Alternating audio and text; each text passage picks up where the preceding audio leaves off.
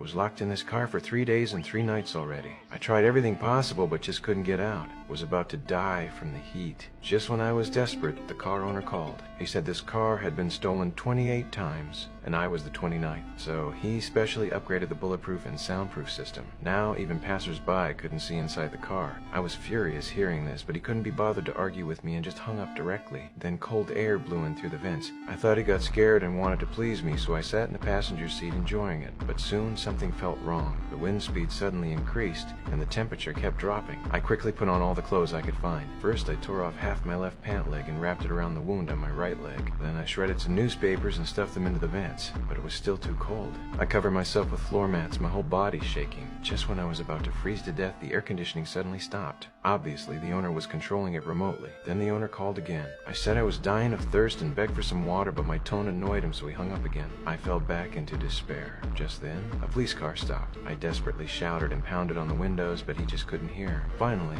he just stuck a ticket on the windshield and left. The next day, it started raining outside. I stared at the raindrops, imagining them falling into my mouth. The owner called again and said there was a straw in the trunk with some water inside. I quickly pried open the trunk cover, grabbed the straw, and collected half a bottle of water with a Coke bottle. Though the water was blue, I didn't care anymore and drank it all in one gulp. But this water couldn't relieve the hunger. I tore out a page from the car manual, crumpled it into a ball, and put it in my mouth, slowly chewing. Then someone outside tried to break into the car. From his movements, this person was just a beginner. I was anxious for him. Soon, passersby discovered him, and he was quickly subdued. At night, I couldn't stand the hunger anymore. I reached out to catch ants and slowly put them in my mouth. After eating, I felt bored and started repeatedly pressing the start button. To my surprise, the car actually started. I buckled my seatbelt and accelerated backward into a telephone pole. I crawled out through the window, walked into a burger shop, and ate like crazy. Suddenly, I woke up. It was all just a dream. I was still in this damn car. My mental defenses completely collapsed. I took out the gun, put it in my mouth, and pulled the trigger, only to find there were no bullets. At this moment, the owner who'd been calling appeared. He opened the door and walked in. Seeing me this weak, he relaxed, put the gun on the car, and casually continued his phone call.